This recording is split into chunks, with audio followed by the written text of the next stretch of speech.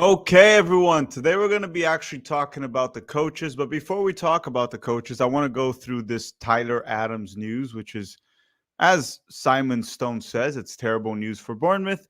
It's probably even worse news, or as equally as bad for the U.S. men's national team. And I just want to make one thing clear once again, because I saw everyone on Twitter starting a Johnny Tyler debate, which is just silly. It's just completely silly. This is not about Johnny. This is about Tyler Adams. And Tyler Adams should not have gone to the Copa America. He was not fit. Berhalter still played him, probably due to pressure from Tyler himself. And people are going to say, we have to blame the player. Listen, sure, Tyler Adams probably should be a little bit more self aware of what's his injury, take care of himself because we need him healthy. But ultimately, the decision comes down to Gregg Berhalter, and he should not have brought Tyler Adams. And very quickly, before I dive into the coaches, there's a lot to talk about here today to update everyone. I thought it was important to dive into this, and I'm going to do it. But Simon Stone said here, terrible news for Bournemouth. Tyler Adams is out for the start of the season after having back surgery. He felt a problem at the end of the Premier League campaign. That's probably why he didn't play. And it got worse during the Copa America. So he came into the Copa America not fully fit with an issue. Berhalter still played him quite a bit, and Tyler Adams had surgery once again. Tyler Adams will be out for God knows how long. And Adinoni Ariola said he wanted to play the Copa America because it was very important for him. I'm sure it was. Of course it was. But he had restrictions and was still in pain. So 2 days after they were knocked out, he had surgery.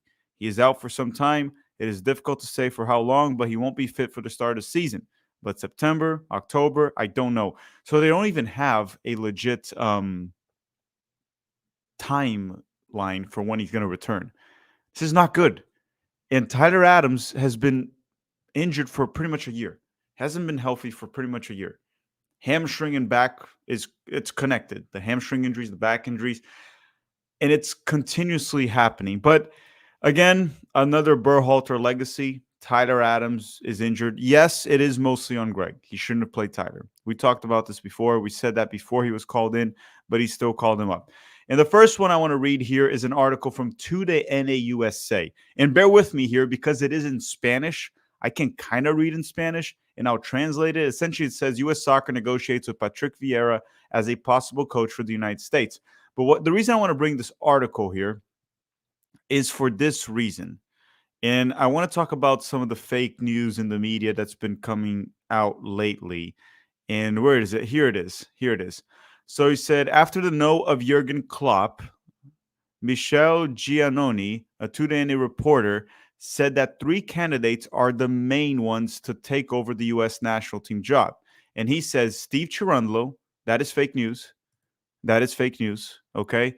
As much as people want to question our sources here, we have talked to people close to U.S. soccer, and they wouldn't give us the names. So I don't have the names of who are the actual candidates. I can't give you that information because I don't have it. If I had it, I would give you. I don't give a shit. But they 100% confirmed that is bullshit. They're not interested in Steve Cherundolo. It is bullshit. Now, Wilfred Nancy, I didn't get the confirmation or the denial. So maybe that one's true. Steve Cherundolo is fake news. Okay? Just to make that clear. And then they go on to say that Wilfred Nancy from the Columbus Crew and Patrick Vieira are options. Those might be true. I mean, Patrick Vieira was reported by Fabrizio Romano before this article. My overall point of this Today article is that it's full of shit. That's it. This article is full of shit. The Patrick Vieira is not news they broke. I could have written an article saying that U.S. soccer is interested in Patrick Vieira just based off Fabrizio Romano's tweet. And the Steve Cherundolo one is bullshit. Okay, so that Today article, don't take it seriously. It's full of crap. But here's one that I want to go through, and I'm going to talk about Patrick Vieira very soon, or I don't know if my French is good, but anyone that's French, a French person there, let me know if this is how it's pronounced. Isn't it in French? You say Patrice Vieira. Isn't that how you say it? Patrice Vieira. And then Javier Mercado here with the super chat saying, thanks for the TMTV kit. You and Peter Lee. Thank you very much, Javier. Glad you enjoyed the Tactical Manager jersey that we had out there. So Doug McIntyre was the reporter, the journalist that broke the Berhalter being fired news. And he put an article out like 2 days ago, right? Today is the 20th. Yeah, 2 days ago, he put out this article that, I mean, this is what me and Pete said 3 days before he reported this, but he put an article to make it official, right? Because um, if you work for big media, even though big media is known for lying right in front of us, for being shills and all the fake news they propagate, whether it's Fox, CNN, Fox News, Fox Sports, whatever it is, The Athletic, whatever it is, when they put it, apparently it's official. And this is what he said. Sources: the next U.S. men's national team coach is unlikely to be American. So once again, Steve Cherundolo is American. Wow, who would have thought? Who would have thought? But going on, this is what he said. Only 11 men have been the head coach of the United States men's national team since the modern era of the program began back in 1989, when U.S. soccer broke a 4-decade World Cup drought by qualifying for the following year's tournament in Italy. Of those 11, just 2, Bora Milutinovic and Jurgen Klinsmann, were not American citizens. There has long been a belief inside of the halls of U.S. Soccer Federation headquarters in Chicago that the U.S. men's national team ought to be led by a native, or at the very least, someone with close ties to the country, a person familiar with the domestic club scene, or who understands the mentality of the American player. This is really stupid. This is really stupid. Very, very, very stupid. You need someone that can challenge the establishment. You don't need someone that understands the mentality of the American player. I mean, most of these American players nowadays play in Europe, right? So the players understand the mentality of the global game. We shouldn't be doing, like, of course, some things will be done our own way. I mean, every country does things their own way, and we will in the United States. But at the end of the day, we are by far not the most successful soccer country in the world. We're very far from that. We're not top 10. We're not top 20 even. So a few things we could learn from others. And we shouldn't really have guys that just understand MLS and the mentality of American players, especially when our roster is almost entirely playing in Europe. Almost the entire roster. And this is a great question from Alex Cavan. What is the mentality of the American player? Do we have a straight definition for the standard American player? And here's the thing, too. Look at the U.S. men's national team roster. Maybe, and let's put it this way, Tyler Adams and Weston McKennie, they are American players. Their mentality is completely different. Completely different. And then you have a player like Balogun, Musa, Johnny, that were developed in other countries. Why does understanding the mentality of American player even play a role? It's moronic, it's stupid, and it shouldn't even be there. But going on, they say this conventional wisdom is supported by the fact that no foreign coach has ever won a World Cup, man's or women's, in 31 tries all time. Well, because most of the countries that have won the World Cup, right? Most of the countries that have won the World Cup have competent enough coaches that can win it with the talent that they have. That's one of the big reasons why. But we have seen, this is also a flawed argument, because here's a good question to ask. Have any underdog countries made a deep run, right? Made a deep run with a foreign coach? I think that's a good question to ask. Not really go through who won the World Cup and check that. But my question is, has any country that was possibly an underdog, right? An underdog made a deep run with a foreign coach? The answer to that is yes. The answer is yes. Morocco in 2022. In 2006, Portugal with Scolari, he was Brazilian. They made a semifinal run. He got the best out of them being a foreign coach. Yes, a foreign coach never won the World Cup, but we have seen multiple times foreign coaches lead underdogs to deep runs. I don't know why they don't mention this in the article. It almost feels like propaganda or just complete ignorance, stupidity. And I'm saying this without doing research. I just know from the top of my head from just following this game. And here's another good one. South Korea made it to a semifinals with Guz Hidik. That was in 2002. That is true. So 100%, this whole argument that no foreign coach, no coach that wasn't a citizen of the country he coached to win the World Cup, that never happened. It's always the coach from that country, is a load of crap. Is a load of crap. They're saying the Moroccan coach is Moroccan. The Moroccan coach, so the coach for the 2002 Morocco was Moroccan. So the previous one wasn't, because it was Hervé Renard at one point. So the coach for Morocco, sorry, so let me correct that. Morocco specifically in the 2002 World Cup was Moroccan. Let me just fix that part. But let me ask you guys a question. Who was Costa Rica's coach in the 2014 World Cup? Let's remember that. Costa Rica in the 2014 World Cup, their coach was J.L. Pinto. He was Colombian. So Costa Rica had a Colombian coach when they made it to the quarterfinals in 2014. Once again, my point stands that you've had coaches that were foreigners drive or lead teams to deep runs in World Cups. Sure, never won one, but again, it has happened. And they say that's probably one of the reasons why Gregg Berhalter was chosen to rebuild the U.S. men's national team after Klinsmann's disastrous second cycle. Look at this. Klinsmann's disastrous second cycle. Klinsmann's disastrous second cycle. Listen, I'm no big fan of Jurgen Klinsmann, but Jurgen Klinsmann made it to the Copa America semifinals, unlike Gregg Berhalter. That's the first thing. Jurgen Klinsmann made it to the Copa America semifinals. And he was fired what? He lost the first two World Cup qualifying games when he was fired? I still think Klinsmann was fired because he lost the locker room mainly. Michael Bradley, a few other guys. That's probably the main reason. So to say it's a disastrous second cycle, yeah, Doug. Yeah. I mean, this guy is a mouthpiece of the Federation. And then he says, when he and his replacements, Bruce Arena, failed to reach the 2018 World Cup, failing to reach the World Cup was mainly on Bruce Arena. If you look at, obviously, the players too, but if you look at the coaches, it was more Bruce Arena. The country's first miss in 28 years. It's at least part of why Jesse Marsh was a finalist for the job before Berhalter was rehired in June of 2023 for the second cycle.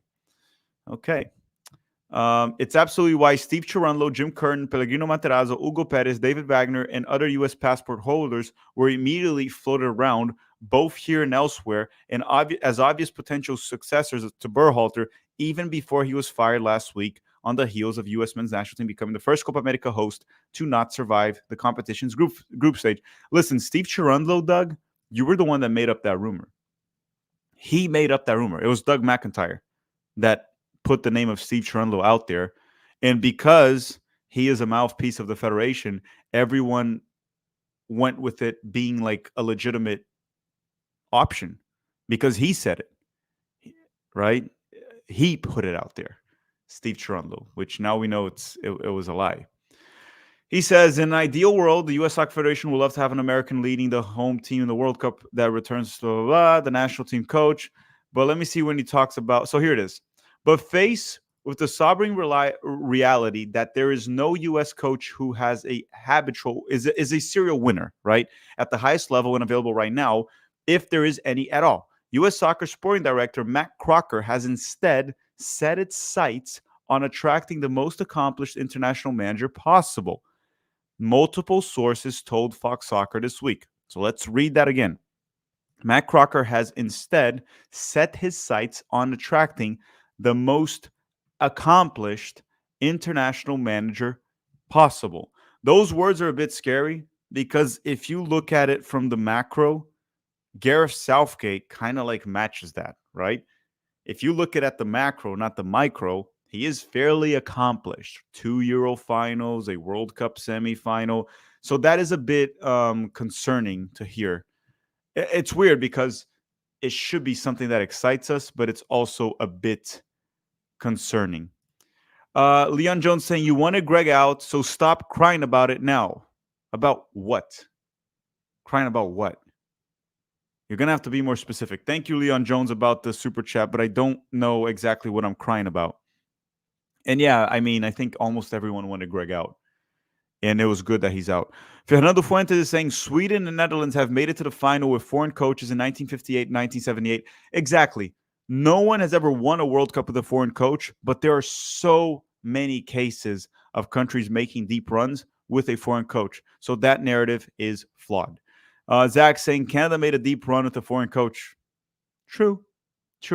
Canada made a deep run of Jesse Marsh. He's American. And then Leon Jones, you don't need to put a super chat, but you can just let me know what did you mean by you wanted Gregg out, so stop crying about it now. Put it on the regular chat so I can understand what you said. I don't want to be unfair to your comments until I understand what you actually meant. So make sure you put it in the comment and I'll read it. But going on, he said Crocker, a Welshman, yeah, he's from Wales, the country, who spent his entire professional career in the UK before assuming his current position last August, conceded as much when he spoke to a handful of national reporters shortly after Berhalter was dismissed. And he said, I just want to get the best coach possible that can help the team win. That is fucking obvious, man. Like, what is this nonsense? Like, what else should he say? I just don't get it. Of course you should be getting the best coach possible. I mean, you didn't do it the last time. But I mean, yeah, you know. And it's weird that he said before assuming his current position last August, conceded as much. Didn't he take over before August? Because he was the one that rehired. Didn't Crocker take over like in March? Well, yeah, I remember he was still in Southampton or something. Okay, let's see. Leon Jones is saying the hiring process is going to be complicated. It's USSF, so we just have to deal with it. Leon Jones, we don't really have to deal with anything. I mean, we don't really have to deal with anything. We continue to cover it. We show our satisfaction or dissatisfaction depending on what's reported and what's being talked about. But the whole argument of we just have to deal with it is not true. That is simply not true. I respect your opinion. I mean, if you want to just deal with it, that is fine. I have nothing against you. But it's simply not true that people just have to deal with it. I think, to your point, what would be fair for you to say, Jones, Leon Jones, is if, let's say we hire Patrice Vieira or Patrick Vieira, right? Let's say we hire him. Sure, then we can go, guys, we got to deal with it. He's going to be the coach. Let's give him the benefit of the doubt. Let's believe it. Let's not cry about it once they hire him. But until they do, we should put out our opinion. Does it matter in the searching process? Probably not, but it's not crying. Sure, if they hire Patrick Vieira and we continue to cry about it, yeah. But once they hire a coach, I will share my concerns, but I will back him. I'll try to believe that he'll get the job done. That's what I want to do. But going on saying, whether they're from the US or elsewhere, they've got to fit the profile, which is a serial winner. This is important here, which is a serial winner. And I'm going to talk about the rumors with Patrick Vieira because he is anything but a serial winner as a coach. We're going to talk about Patrick Vieira in a second. He is not a serial winner as a coach, okay? And he say that's exactly what Crocker got when he successfully lured Emma Hayes from England to take over the U.S. women's national team last fall. The U.S. women's national team has a brilliant coach. That was tremendous hire, Emma Hayes. Now, we do know that he did contact U.S. Soccer, tried to get Jurgen Klopp, and I appreciate the attempt. I think that is very important. I think that's very important. You aim high. Like, let's try to talk to Klopp. We're probably going to get a no from Klopp, but you try. That's okay. I'm all for it, and I appreciate the fact that they even tried Klopp. But going on, they said Washington Post, and then this is a big one here too. That's why I put the thumbnail. CBS reported that the former Champions League winner, Rafa Benitez, had thrown his hat in the ring. 2. Benitez most recently led Celta de Vigo, Spain's in La Liga, where he coached the U.S. men's national team midfielder, what's his name, Luca de la Torre. Rafa Benitez has also been rumored. I don't really know how I feel about that at this point or at this stage of this career. Rafa Benitez is a big name, right? He has had a successful career.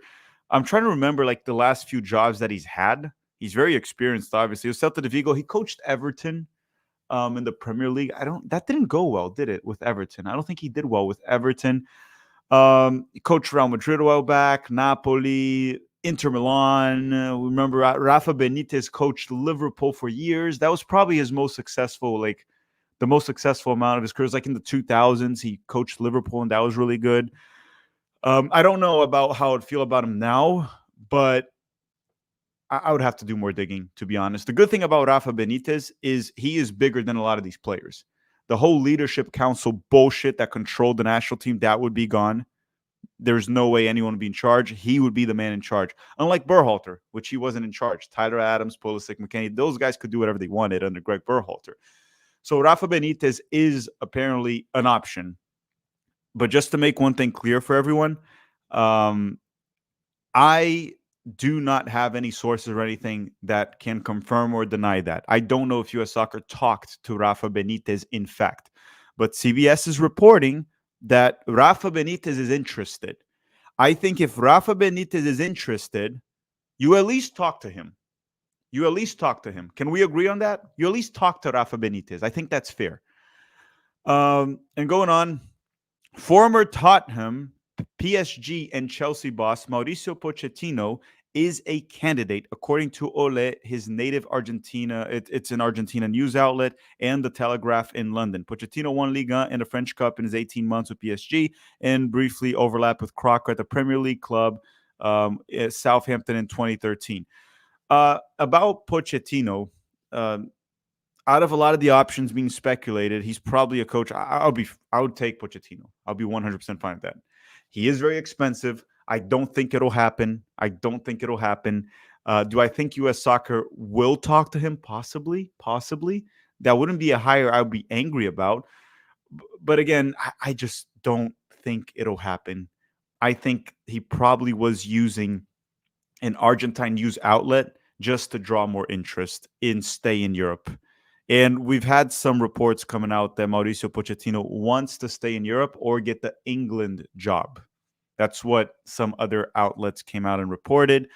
So I'm not very bullish in the sense of like hiring Mauricio Pochettino, in the sense of it actually happening.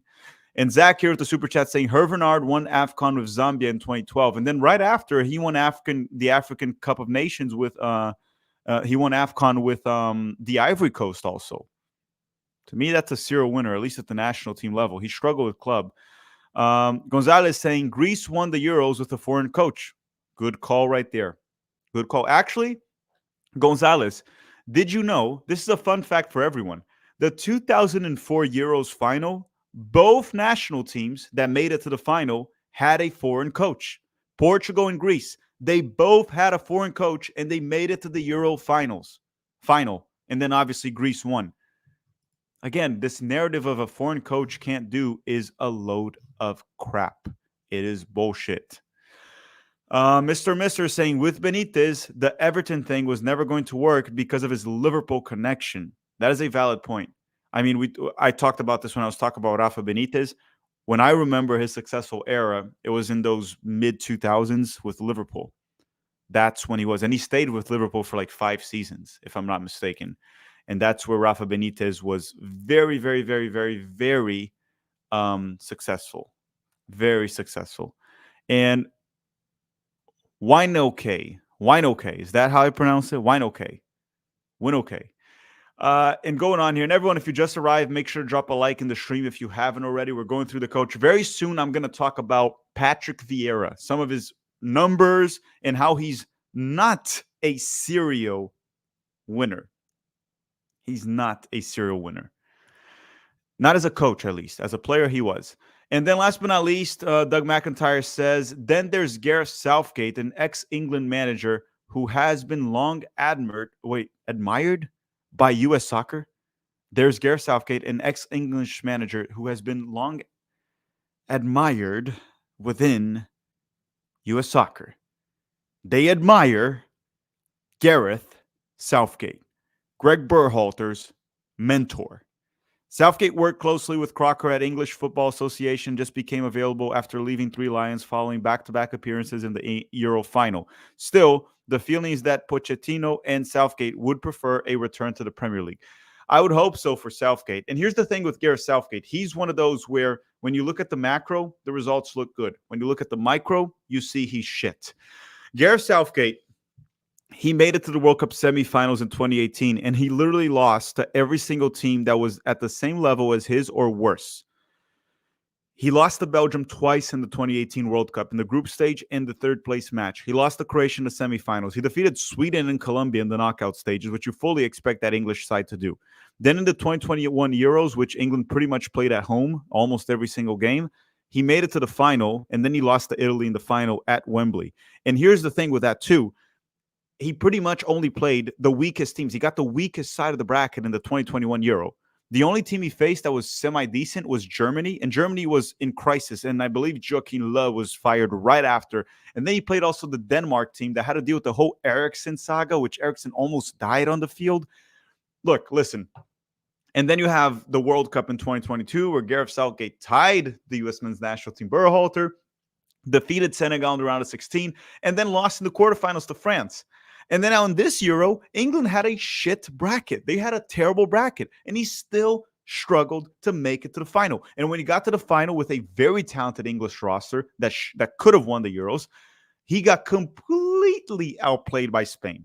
It wasn't close. I know it was 2-1, but it could have been 2-3-0 Spain. It would have been a fair result. Okay, so Gareth Southgate is not a good coach. Don't buy into that narrative. It is complete and utter bullshit. The team that England has, he should have won a trophy in all those years. England has world-class players. And look, I am very harsh on England. But a lot of those players nowadays are really fucking good. They have the players to win a trophy, and that guy didn't win a single trophy. He only beat teams you were supposed to. England had the players. With a good coach, England probably would have won at least one trophy with this generation. If England gets a good coach, I won't want them to win 2026, but realistically speaking, they are one of the favorites if they get a good coach. Talent-wise, England is stacked, like it or not. And look at this. This is interesting. Gareth Southgate has never won anything as a manager. That's true. He never has. He really hasn't. And then going on, neither has Patrick Vieira, who is suddenly free after parting ways on Thursday with friends Strasbourg. Could someone out of the box, like former Republic of Ireland midfielder Lee Carlisle, be considered? Probably not. Patrick Vieira was also linked to the U.S. men's national team by Fabrizio Romano, which means U.S. Soccer probably talked to him. And another name that was speculated was Thierry Henry, that is 100% not a good coach. Patrick Vieira and Thierry Henry are two French legends. They were incredible players. Henry is I'm not saying he's among the best players of all time, but he kind of is, right? Not top 10 or anything, but he is one of those guys. He was just an incredible player, Henry, for France and for Arsenal. And then even Barcelona when he played later on. But as coaches, these guys have yet to do anything meaningful, anything decent even. Patrick Vieira was not good. And I'm going to go through these numbers very soon. And going on, let me see if I didn't miss anything else. Blah, blah, blah. They talked about here domestic-based options like Cherundolo and Wilfred Nancy, the two most recent MLS Cup champions, are now considered long shots for the same reason. They're not considered long shots. They haven't talked to them. As I reported, U.S. Soccer has not talked to them. They haven't talked to them. They're not interested. I mean, sure, if all fails in Europe, could U.S. Soccer possibly consider Cherundolo or Wilfred Nancy? Maybe. Would I be mad about hiring Wilfred Nancy? Not really. I think Wilfred Nancy might be actually a really good coach. Cherundolo, not so much. But Wilfred Nancy is probably a good coach. And then it says, it remains to be seen if any of the European-based names above ultimately land the U.S. job. But these are the types of coaches apparently being prioritized by Matt Crocker, the guy from Wales, the country, whose sources told Fox Sports is overseas this week meeting with potential candidates. That itself is a major departure from the recent U.S. men's national team precedent. I want to say one thing here, and this is from sources that I do know, okay? This is what I heard. I heard they have been in Europe for over a week, Crocker with some other U.S. soccer executives. They've been in Europe for over a week, so more than 7 days. I've also heard that they have spoken to 5 candidates. I don't know their names. I'm not going to lie to you. I'm not going to make up news like a lot of the media does. I'm not fake news like them. I don't know the names, and I'm not going to make them up. But they have spoken to 5 candidates, is what I heard, and they have been in Europe for over 7 days. I've heard they've been in countries like Germany. They were in Germany. They were in Spain. They were in England. That's what I heard. England makes sense with Matt Crocker, but apparently they went to Spain and Germany. I do know Jurgen Klopp is in Spain, so maybe they went there to meet up with Klopp. I don't know who they went to meet up in Germany. I hope they met with Pellegrino Materazzo. But anyhow, since a big topic has been Patrick Vieira, right? Patrick Vieira, some people were even reporting that it's a done deal, which it's not true, guys. It's not a done deal. I don't think U.S. Soccer has closed the deal with anyone yet. But I want to go through some of Patrick Vieira's stats and understand that I'm going to try to put context into this. Patrick Vieira, when you're facing a team, it's not all on the coach.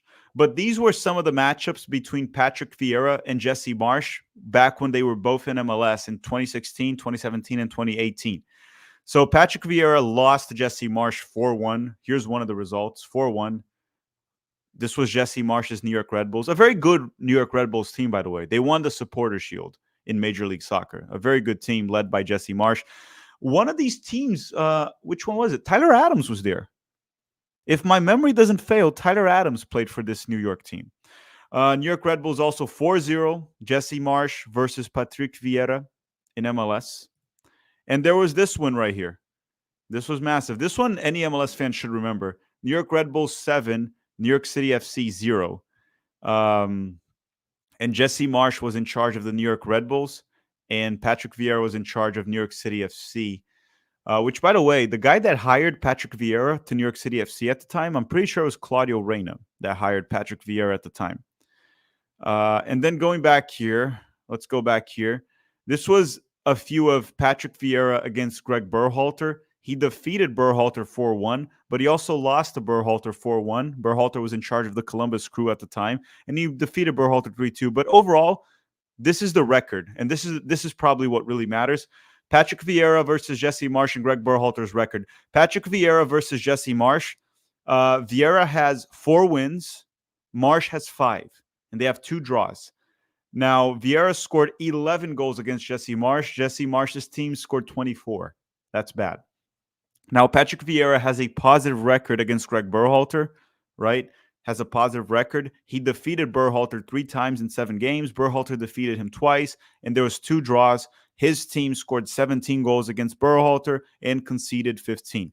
Then again, these stats are important to know, but they're not everything, right? Because you got to take into account there's so many elements that can go to it. It's not all on the coach. There's the players, but it is important to know the results of Patrick Vieira against Gregg Berhalter, the former U.S. men's national team coach, and Patrick Vieira against Jesse Marsch, the Canadian men's national team coach that was almost hired last year by U.S. Soccer.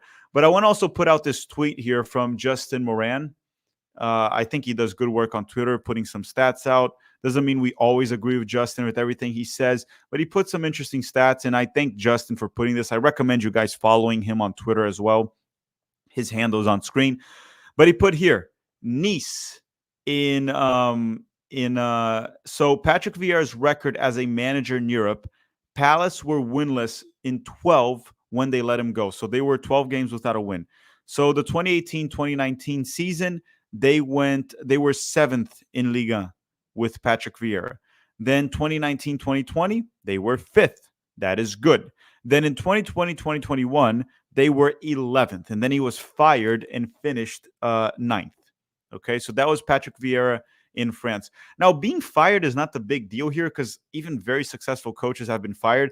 But just the proof here is not a serial winner. Nothing special. Besides the 2019-2020 season with Nice, or Nice, 69 Nice, finished 5th. Crystal Palace, 2021-2022 season, he finished 12th in the Premier League. And then 2022-2023, he was in 12th place when he was fired in March, and they finished in 11th. So they finished one position above the one he left. Now, I think it was the 2021-2022 season where he did lead Crystal Palace to a semifinals run in the FA Cup, but that could be just a fluke because Coventry also made it to the semifinals this season. That doesn't mean shit. I mean, congratulations, good work, but that doesn't prove that you're a successful coach. And then Strasbourg, they finished in 13th in Liga. He parted ways with them now in preseason. And Fumar Mota saying, aside of Klopp and Prep, who exactly is a serial winner? It depends on what you define as a serial winner. I think that Hervé Renard having 2 trophies in the African Cup of Nations, which is a tough competition to win, 2 trophies with 2 different teams, is evidence of a possible serial winner with the national team. Hervé Renard is not with the club, but with the national team.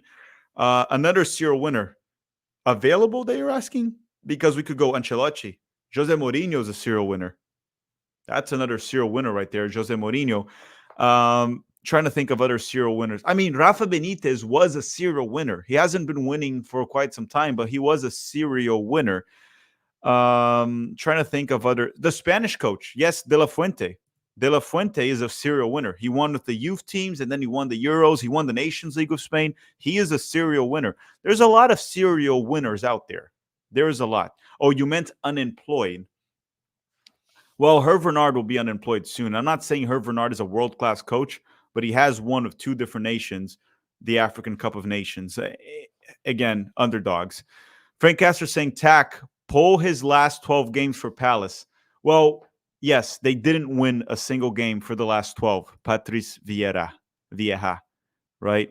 Patrick Vieira. So my overall point here is Patrick Vieira would not be a good hire.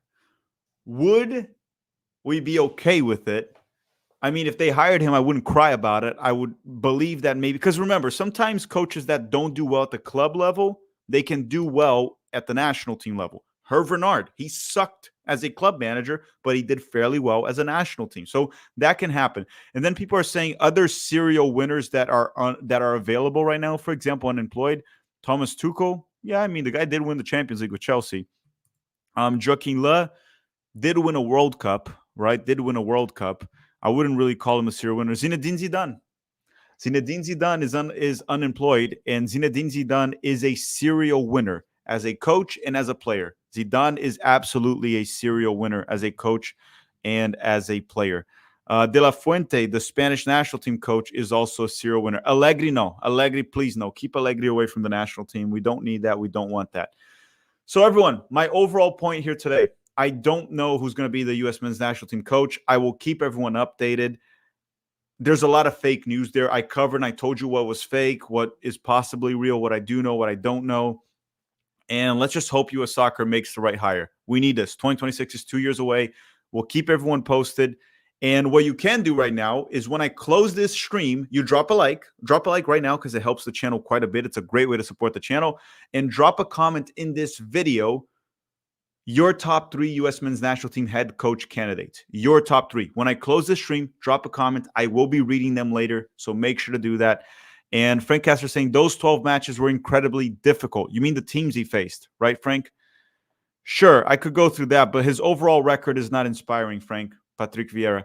I think you could be a bad coach or a mediocre coach at the highest level, in the club level, and still be a good national team coach. I would give, if Patrick Vieira was hired, I would give him the benefit of the doubt. It's not my favorite, but I would give him the benefit of the doubt. Okay, drop a like before you go. When I close the stream, drop in the comments your top 3 U.S. men's national team coaching candidates that you would want.